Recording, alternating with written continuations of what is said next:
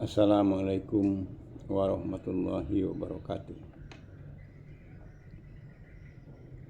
Sebelum saya mengenalkan diri,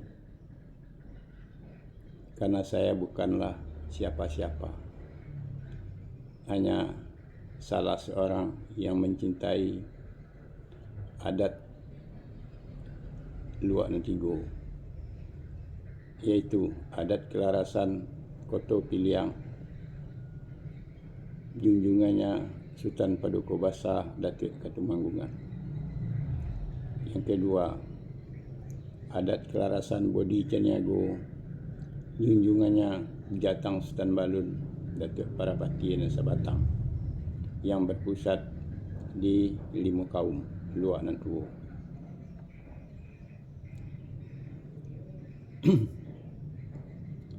Saya mulai dengan sebuah pantun. Rumah gadang nan indak batingko, di mano angin nan kalalu, entah kok di liang lantai. Para saya ni duit kalau indak disingkok, di manolah orang nan katau, entahlah kok badan nan marasai. Nak duo pantun syair yang katimun di dalam padi, cuko diambil ka pabarasan.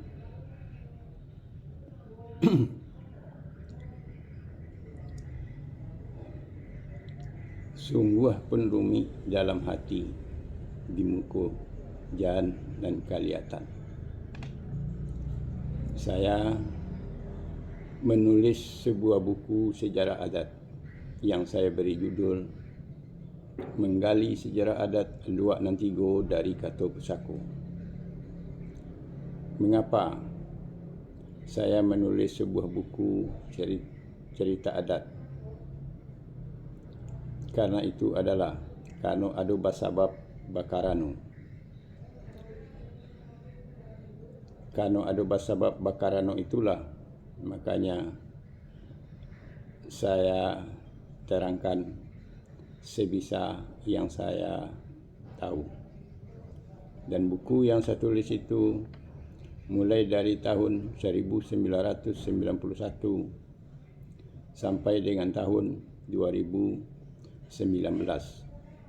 sebanyak 14 bab, dan sebagian sudah saya upload di YouTube dan sebagian lagi belum. Kita langsung saja, mengapa alasan saya untuk menulis buku ini.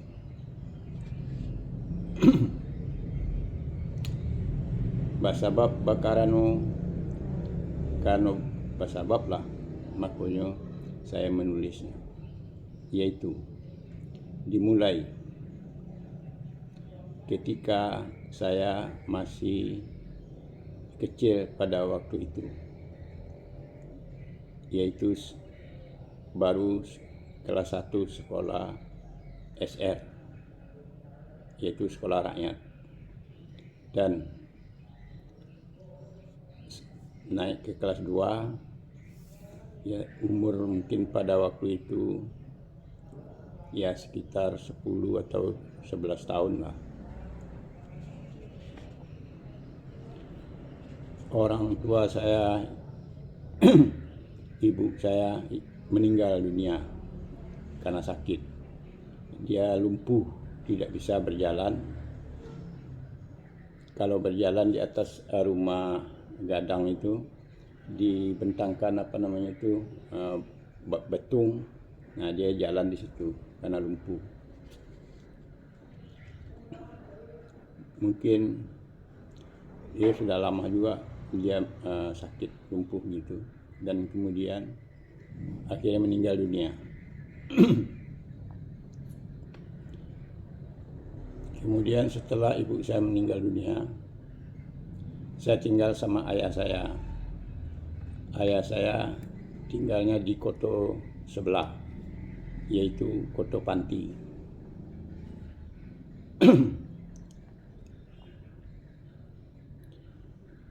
Mulai disitulah saya membantu ayah saya bekerja karena ibu saya sudah meninggal. Saya sering memerah susu kerbau diperah itu. Nah, itu nanti dijadikan dadi, kemudian dijual ke pekan gitu. Nah, pekannya di Batu Sangkar hari Kamis. Nah, dan kerbau ayah saya itu banyak sekali.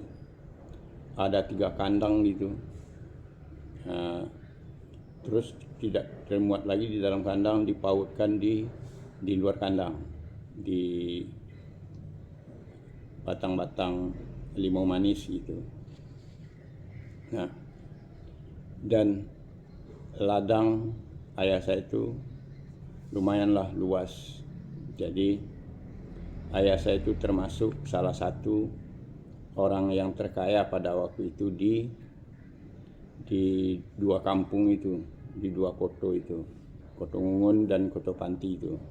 Jadi ayah saya termasuk salah satu orang terkaya lah pada masa itu, karena kerbaunya banyak dan sawahnya juga banyak, batang kelapanya juga banyak, dan tanaman lain juga banyak. Nah, dia olah berdua dengan ibu saya. Bertiga dengan ibu tiri saya. Saya juga mempunyai ibu tiri. Jadi waktu masih kecil katanya saya itu menyusu kepada ibu tiri saya. Jadi ada adik angkat saya, si ayah, bedanya cuma berapa bulan gitu.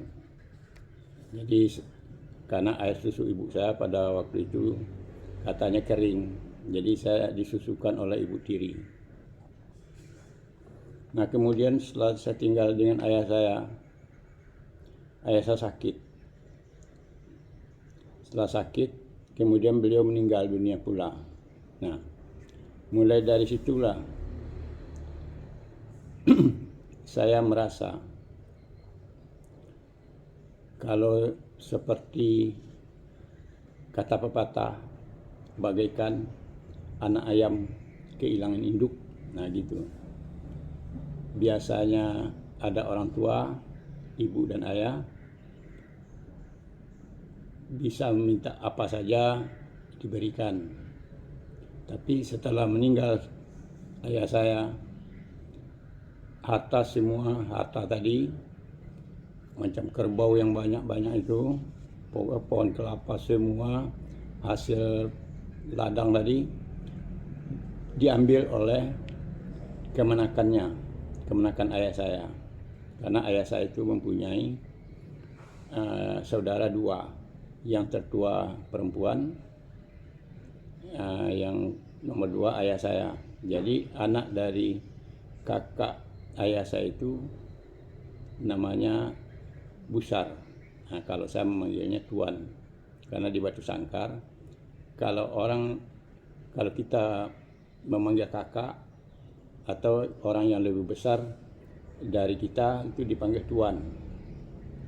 Jadi saya memanggilnya Tuan Busar. Nah, setelah semua harta ayah saya jatuh ke tangan dia, saya langsung jatuh miskin. Nah, di situ saya berpikir, karena apakah adat ini yang salah, apa saya yang bodoh pada waktu itu? Karena saya sudah mulai naik ke kelas 2 SR waktu itu. Jadi saya pikir, kalau seandainya adat ini yang salah, kenapa orang di kampung-kampung selalu memakai adat itu?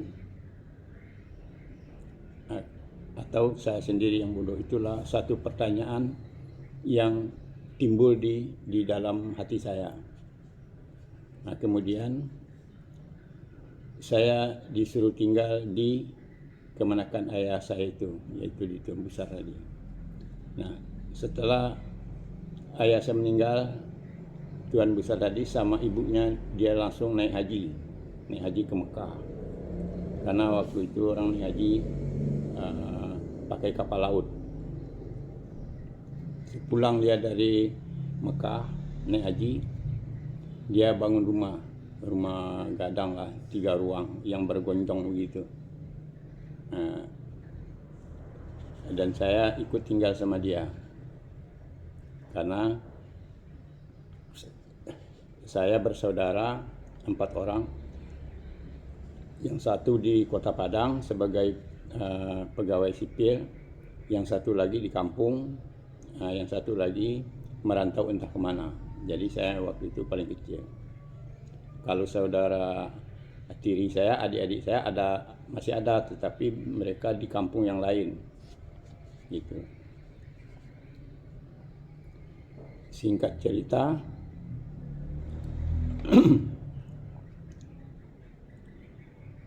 setelah saya melanjutkan sekolah sampai kelas 4 SR, kemudian saya ikut dengan kakak saya yang paling tua ke Kota Padang. Karena pekerjaan saya di kampung, di rumah Tuan Besar tadi, hanya mengembala jawi saja 1 ekor. Mengembala jawi, sambil mengembala jawi itu di atas bukit, terus mencari kayu bakar. Dan kayu bakar itu saya bawa ke rumah Tuan Besar tadi untuk menanak nasi. Karena pada waktu itu orang menanak nasi adalah pakai tungku. Terus itulah pekerjaan saya selama saya tinggal di rumah Tuan Besar tadi. Lama-lama saya berpikir juga, kalau saya terus hidup di kampung, tentu saya akan bekerja mengembala jawi terus gitu. Karena nggak ada lagi pekerjaan, karena sawah. Kalau sawah ibu saya di Kotungungun itu ada sih, cuma sih tidak banyak gitu. Yang banyak itu adalah harta ayah saya. Jadi karena harta ayah saya sudah diambil sama kemenakannya itu atau keponakannya itu, ya saya nggak ada lagi. Akhirnya pulanglah tuan saya dari Padang yang menjadi pegawai negeri sipil itu. Saya minta ikut pergi ke sana. Sebelumnya dia tidak mau membawa saya kan. Saya disuruh saja tinggal di kampung. Tapi dibantu bicara oleh guide saya, yaitu Jamin Datuk Tan Kayo. Katanya, bawalah adik Waang ini gitu, ke Padang. Kalau di kampung dia itu Marasai gitu. Jadi itu bahasa Minang. Kalau bahasa Indonesianya Marasai itu kira-kira sengsara lah gitu, susah hidup. Jadi akhirnya terpaksalah saya dibawa oleh tuan saya ke Padang. Namanya Bakar, jadi saya memanggilnya Tuan Bakar. Setelah sampai saya di Padang, singkat cerita, saya sudah berhenti bersekolah. Kemudian kerja saya di Kota Padang itu karena dia tinggal di asrama, yaitu di asrama tentara, di Ganting namanya. Terus menimba air, nyuci piring, itulah kerja saya selama tinggal di Padang itu dengan tuan saya. Akhirnya lama-lama saya bosan juga bekerja di situ. Terus mulai saya berjualan rokok di Kota Padang itu. Kalau dijajakan gitu. Kalau di Jakarta orang menamakannya penjual rokok asongan gitu. Selama saya menjual rokok itu, akhirnya saya banyak mendapat teman-teman seperjuangan gitu. Terus karena saya tinggal di rumah tuan saya dengan istrinya di asrama tentara itu, saya kurang enak juga gitu, karena selalu menyusahkan mereka gitu kan. Akhirnya saya putuskan saya akan pergi dari rumah tuan saya itu, ingin hidup sendiri. Kemudian pada suatu waktu rambut saya kan sudah panjang, diberi uang oleh tuan saya untuk mencukur rambut. Kemudian pergilah saya dari asrama Ganting itu lurus saja saya jalan terus sampai di dekat lapangan sepak bola Imam Bonjol. Lapangan sepak bola Imam Bonjol itu yang mempunyai stadion gitu, tribun, tapi di sebelahnya itu ada juga lapangan sepak bola untuk latihan orang-orang main sore-sore hari gitu. Jadi disitulah saya duduk sambil saya pegang uang yang diberikan untuk cukur rambut tadi. Terus setelah orang pada berdatangan untuk latihan main bola, sampai pulang, sampai habis, sampai sudah maghrib, akhirnya saya putuskan kalau saya cukur rambut, saya pasti pulang ke tempat tuan saya tadi di asrama tentara itu. Tapi kalau tidak pulang, berarti saya tidak pangkas rambut gitu. Nah, akhirnya malam itu saya memang tidak pulang. Saya tidur aja itu di tepi-tepi jalan itu, kalau siang dipergunakan oleh orang untuk berjualan gitu, berjualan makanan, jambika atau kue-kue gitu kan. Nah, terus tidurlah saya di situ pada malam hari itu. Jadi saya tidak pulang lagi. Istilah kini sekarangnya mungkin saya lari gitu, lari dari rumah gitu. Nah, terus besoknya saya cari-cari teman-teman yang selama saya berjualan rokok dulu. Nah, singkat cerita, bermacam ragam saya di Kota Padang itu berjualan, mulai dari menjual kacang rebus di tepi pantai, naik kereta api ngambilnya itu, karena pada waktu itu kereta api masih ada dari stasiun Kota Padang sampai ke Pariaman, ada kereta api dari Kota Padang sampai ke Bukit Tinggi lewat Padang Panjang, ada kereta api dari Kota Padang sampai ke Sawalunto mengambil batu bara, ada kereta api ke Teluk Bayur, ada kereta api ke Pulau Air, ada juga. Cuma bahan bakarnya pada waktu itu saya lihat batu bara. Jadi saya menjual kacang rebus itu naik kereta api gitu. Jadi macam-macam lah saya berdagang, mulai dari kacang rebus itu jual kue, ikut juga pasar malam gitu sama orang-orang. Terus terakhir saya berjualan talu asin sama lamang baluo gitu. Lamang baluo itu sejenis ketan gitu, dibungkus sama daun pisang. Itu di dalam ketan itu ada kelapa parut dicampur gula merah. Nah, seperti itu. Itu namanya kalau di tempat saya lamang baluo. Jadi saya jual telur asin dengan lamang baluo itu pada malam hari. Terus pendek cerita, ada teman saya, diajaknya saya jualan pada siang hari. Ayo jualan yuk besok katanya. Nah, kenapa besok? Kan siang sebenarnya. Biasanya kan kita malam jualan telur asin. Ya, karena ada kapal masuk. Kapal ya, dari mana? Dari Jakarta, kata dia. Iyalah sebenarnya. Itu sambil ngobrol-ngobrol sama dia, Jakarta itu jauh nggak? Saya bilang, ya jauh lah katanya. Terus saya tanya lagi, Jakarta itu ramai apa enggak? Ya ramai lah. Mana yang ramai sama Kota Padang ini? Saya bilang, ya ramai Jakarta lah katanya. Kalau Kota Padang ini mah belum apa-apa. Iyalah. Pada besok harinya kami berjualan di Pelabuhan Teluk Bayur.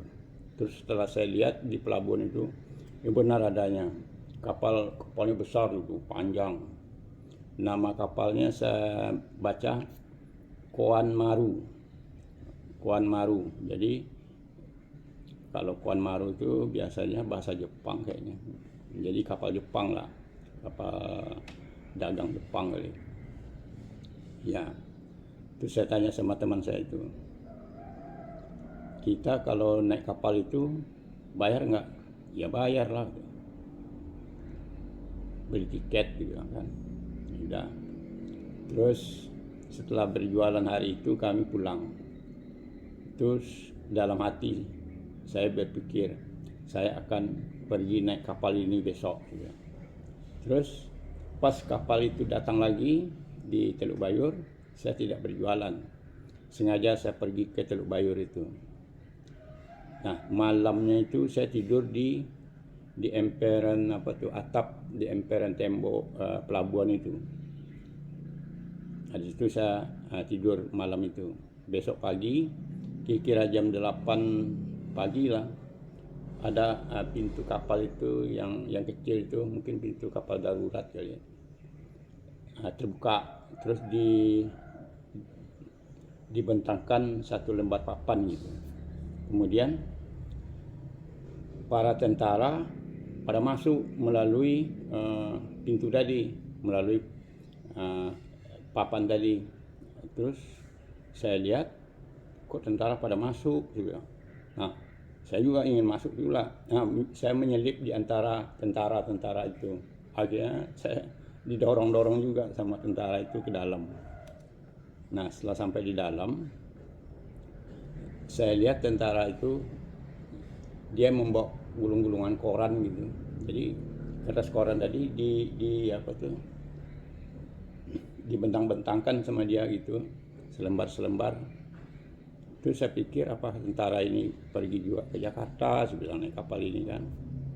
Tidak lama kemudian setelah lebih kurang jam 10 baru para penumpang masuk. Nah, pas masuk akhirnya tentara tadi yang koran yang dibentangkan selembar-selembar itu dijual untuk tempat duduk para penumpang kapal. Oh, jadi rupanya tentara tadi itu membentangkan koran itu untuk dijual kepada kepada penumpang. Jadi mungkin sebagai objekan itu pada waktu itu. Nah, itu adalah tahun 1966. Nah, jadi saya sampai di Jakarta itu masih saya catat tahunnya, yaitu bulan November, awal bulan puasa saya sampai di Jakarta. Nah, cuman di dalam perjalanan saya itu di atas kapal, sebelum kapal berlayar, saya pergi ke dek kapal itu, pinggir kapal itu kan. Jadi saya lihat orang, ada yang pengantar, ada yang di atas kapal gitu. Jadi mereka pada melambaikan tangan lah gitu karena perpisahan. Ada yang menangis, saya lihat. Ada yang ngusap-ngusap air mukanya pakai sapu tangan. Kemudian kapal itu melantunkan pula sebuah lagu, yaitu Teluk Bayur, Selamat Tinggal Teluk Bayur, yang penyanyinya adalah kalau saya tidak salah Ernie Johan. Suasananya bertambah sedih saya lihat. Banyak orang yang pengantar maupun yang pergi pada menangis, pada ngusap-ngusap air matanya, mukanya pakai sapu tangan kan. Nah, kalau saya, perasaan saya lain lagi, karena nggak ada yang ngantar saya juga, nggak ada, pergi juga sendiri kan, cuman sendiri. Nah, ya udah seperti itu aja. Nah, terus saya ingat sekali itu waktu para tentara menjual lapak koran tadi itu, saya ketemu salah satu saudara juga, dia tentara juga, maksudnya tuan saya yang di Padang yang sipil ini punya istri. Nah, istri itu punya saudara tentara gitu. Nah, jadi di atas kapal itu saya disapa, tegurnya bahasa Minang gitu. Kamu kemana? Ke Jakarta, Tuan. Karena saya manggil Tuan sama dia. Namanya Lukman, Tuan Lukman. Nggak boleh kamu pergi ke Jakarta, katanya. Kenapa? Saya bilang.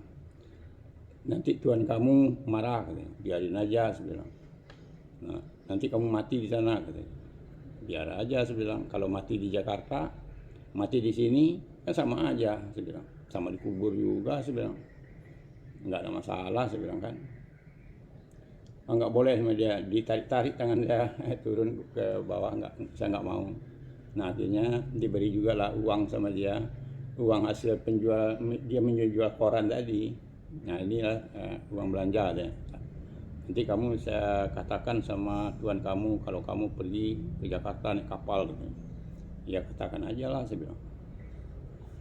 Nah, terus setelah para penumpang duduk semua, saya juga udah kecapean jalan-jalan ke sana sini. Keduduk juga saya, kebetulan saya duduk dekat wanita gitu, wanita ibu-ibu gitu.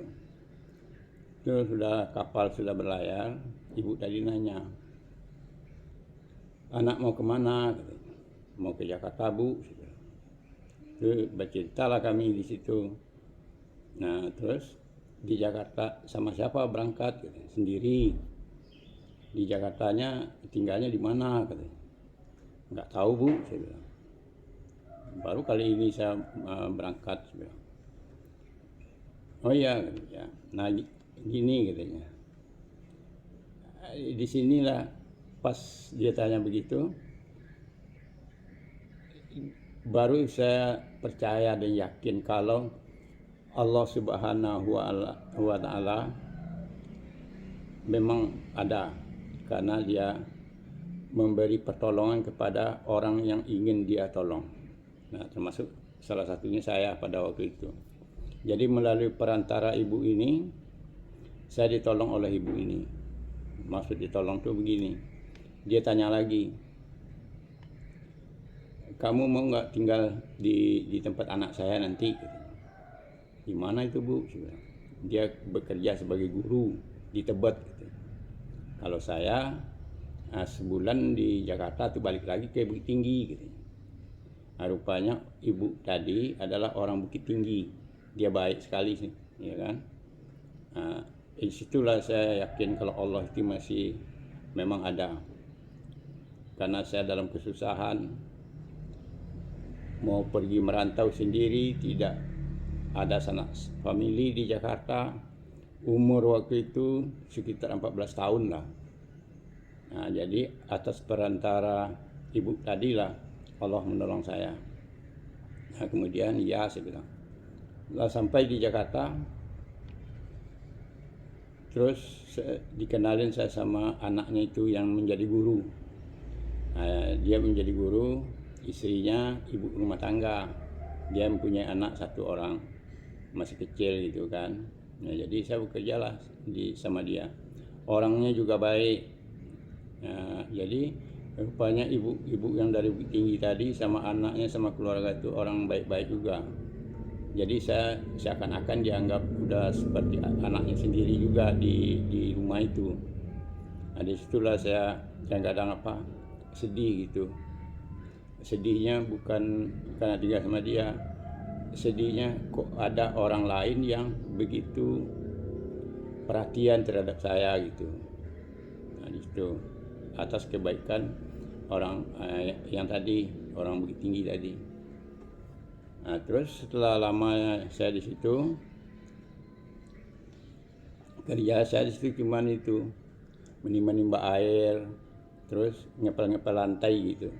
Cuman mengepel lantainya lucu juga, karena pada masa itu tahun 66 itu di Jakarta itu di sekitaran Tebet itu, rumah orang biasa ini lantainya tanah dan dindingnya separuh semen ke bawah, separuh ke atas itu tadir atau gede gitu.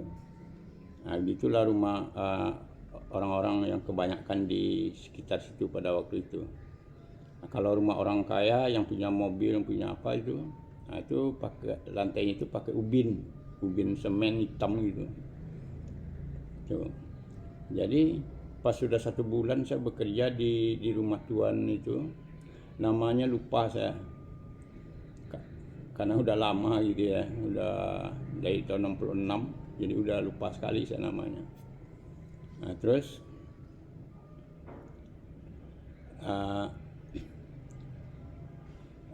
apa namanya itu, itulah pekerjaan saya di rumah tuan itu. Nah, setelah 1 bulan saya dikasih uang, Nah, ini uang kamu gitu kan. Uang apa nih tuan? Kamu kan udah bekerja 1 bulan di sini gitu.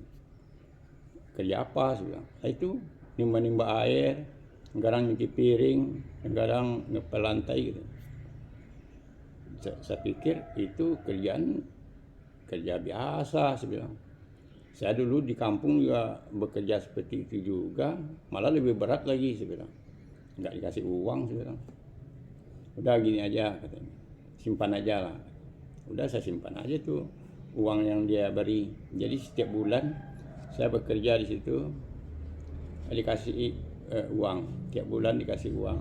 Nah habis itu saya ngobrol sama tetangga sebelah kan,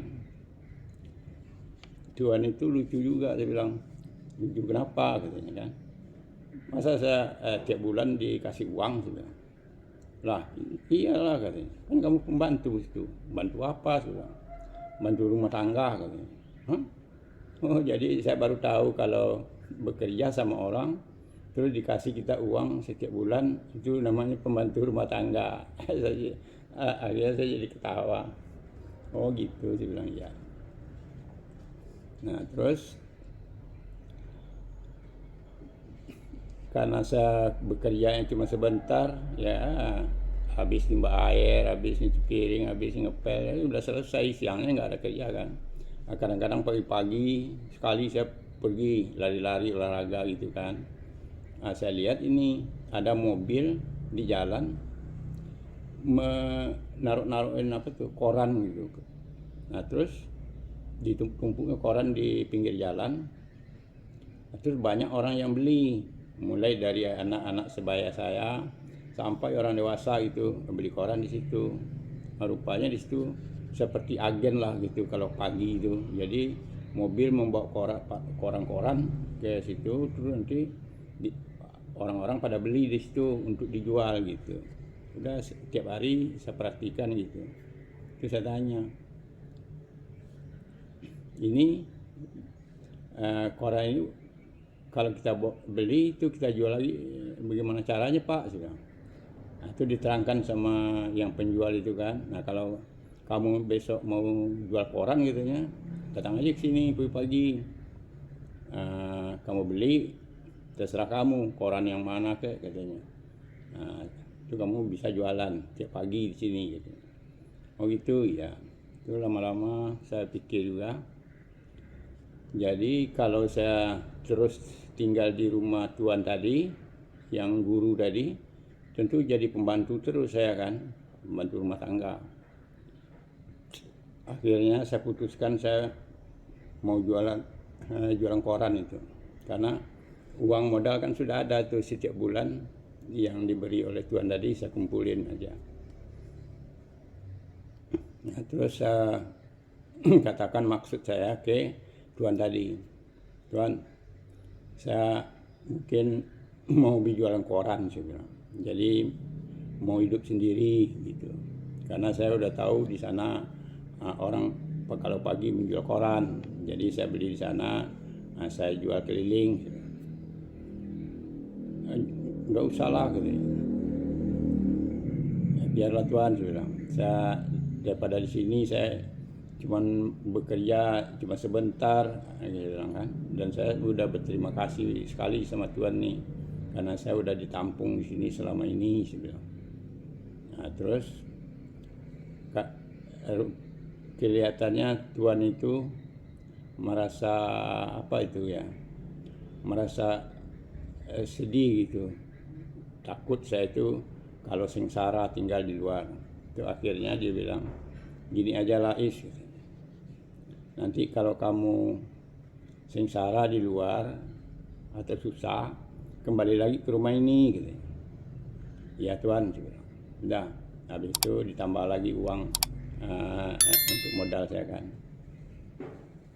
Nah, terus paginya langsung saya pergi ke tukang koran tadi. Udah saya beli beberapa macam koran gitu. Cuman harga koran pada waktu itu masih Rp5 satu lembar. Jadi koran itu masih murah Rp5 kan. Ada koran Merdeka, ada koran Indonesia Raya, Pikiran Rakyat, macam-macam koran lah saya lihat. Nah itu saya jajakan. Saya jajakan naik bis kota itu, naik bis kota seperti anak-anak sekarang lah yang jual-jual koran di atas bis itu. Kadang-kadang saya jalan kaki aja gitu sambil teriak jual koran. Terus pas hari sudah malam, hari pertama saya jualan koran itu, saya udah sampai di Jalan Gajah Mada, yang di tengahnya itu ada kali kan, itu yang sebelahnya Jalan Hayamuruk di Harmoni. Nah, jadi saya malamnya tidur di situ di emperan toko itu. Terus karena nggak ada di mana mau tidur kan, nah, jadi tidur aja di situ di emperan toko itu. Nah setelah tidur di situ, paginya saya lihat sendal saya hilang. Sendal saya udah mungkin diambil orang kali. Udah habis itu hari itu juga saya beli lagi koran, jual lagi. Itu saya tanya-tanya sama teman-teman yang sesama jual koran, kamu tinggal di mana gitu. Rupanya dia ngontrak bersama-sama gitu kan. Nah saya ikut sama dia, ikut ngontrak juga, bayar juga sama dia kan. Nah terus karena udah lama juga jual koran, akhirnya saya sampai di Jatinegara jual korannya, jauh tuh. Nah terus ya karena naik bis kan, naik bis kota, kita kan naik bis kota jual koran nggak bayar, numpang aja. Terus pas udah sore hari hujan di Jatinegara itu. Nah, kalau nggak salah saya di situ dulu di Jatinegara itu ada bioskop namanya Nusantara di dekat Bukit Duri itu. Nah, terus saya berteduh lah di pinggir toko orang itu. Lama-lama hujan lebat sampai malam, akhirnya karena kecapean ketiduran saya di situ. Dan koran itu masih ada sebagian, belum habis atau dijual gitu kan. Ketiduran di situ, pas tengah malam dibangunin saya sama orang, rupanya Satpol PP. Jadi disangkanya saya orang gembel gitu kan. Akhirnya diangkut saya ke mobil. Nah diangkut ke mobil, rupanya di atas mobil itu sudah banyak pula orang. Ada yang sebaya saya, ada wanita, ada orang tua, macam-macam lah. Jadi saya juga udah diangkut juga. Nah, diangkutnya ke mana tuh? Nah ini ada saya catat asramanya masih saya catat tuh. Waktu saya diangkut itu.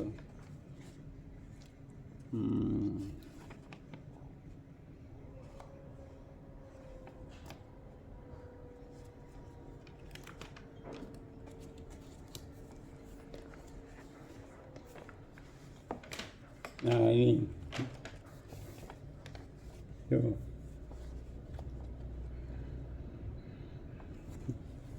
Ya itu udah tahun 67 itu. Nah, tinggal di Taruna Lokamargaguna di Kebayoran. Nah, itu nama apa namanya itu? Nama tempatnya.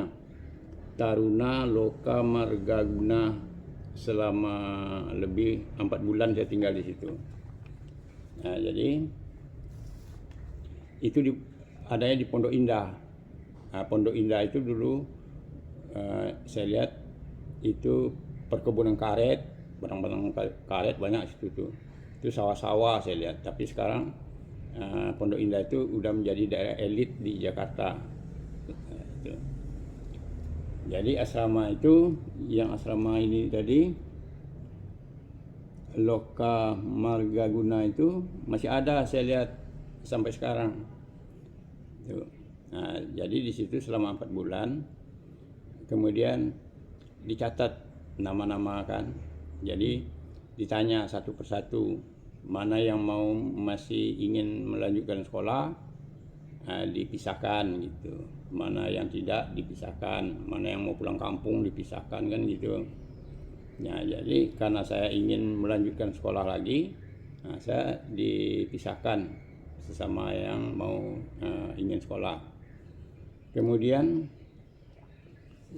setelah itu, singkat cerita, saya ditempatkan di ini, di panti asuhan. Nah, ini di panti asuhan Putra Utama 1, yaitu bulan Desember tahun 67. Ini masih saya catat. Tinggal di asrama panti asuhan Putra Utama 1 di Jalan Dewi Sartika 3 nomor 200 Jakarta. Nah, jadi di situ saya ditempatkannya. Nah, mulai di asrama panti asuhan itulah saya bersekolah lagi, melanjutkan sekolah saya yang udah terbengkalai, udah terputus di kampung waktu itu. Nah, tapi sekolahnya SD-nya di sana, di Pengadegan namanya, dekat pabrik sepatu bata itu. Nah, jadi sekolah di sana, terus apa namanya itu, tinggal di asrama. Nah, kemudian kata pimpinan panti asuhan itu, mana yang mau bekerja katanya. Kalau yang sekolah pagi kerjanya sore, kalau yang sekolah sore kerjanya pagi, yaitu di Sarinah, toko Sarinah Jalan Tamrin Jakarta, sebagai customer service. Jadi ada kopiahnya itu di sini tulisan customer service. Nah, jadi tugasnya adalah kalau ada orang-orang kaya itu belanja gitu di toko Sarinah itu, kita bisa menolong dia untuk membawa barangnya ke bawah, karena Sarinah itu kan lantainya yang untuk berjualan itu sampai lantai 8, jadi tinggi sekali kan. Jadi orang kalau membeli barang di atas tuh naik tangga jalan atau naik lift. Jadi kita lah yang membantu dia untuk membawa barangnya ke mobil gitu. Nah, jadi uangnya kadang-kadang dikasih sama yang yang membeli barang tadi. Nah, dan uangnya sebagian kita tabung di bank atas perintah dari pihak Sarinah itu. Nah, sebagian boleh kita bawa pulang untuk jajan kita lah gitu. Nah, itulah kerja saya. Jadi karena saya sekolahnya pagi, jadi kerjanya siang. Nah, kalau pulangnya itu ikut mobil karyawan Sarinah itu, pulang. Nah, itu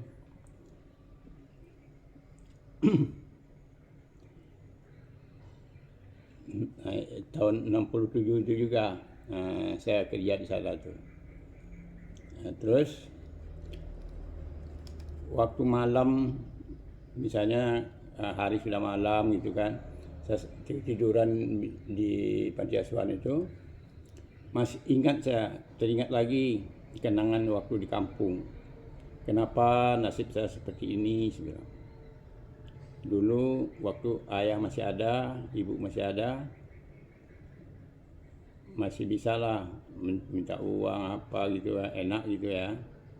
Tapi setelah mereka meninggal, hartanya diambil sama kemenakannya ayah saya. Masih teringat lagi apa adat ini yang salah, apa saya yang bodoh, saya bilang kan. Jadi terus berpikir, akhirnya besoknya saya mulai membeli buku-buku adat. Inilah sebabnya saya menulis buku itu. Jadi saya beli buku-buku sejarah adat itu, saya lihat di toko-toko buku atau di pinggir jalan, yaitu di Proyek Senen. Di Proyek Senen itu kan mau jalan ke Kuitang itu atau di Jalan Keramat Raya itu kan ada tuh kalau sore banyak tuh pedagang buku-buku bekas itu menjual buku-buku. Nah, itu ada juga toko Gunung Agung dekat situ kan. Nah, itu kadang-kadang saya masuk ke dalam beli buku karena uangnya kan tadi sudah ada karena saya bekerja di toko Sarinah tadi.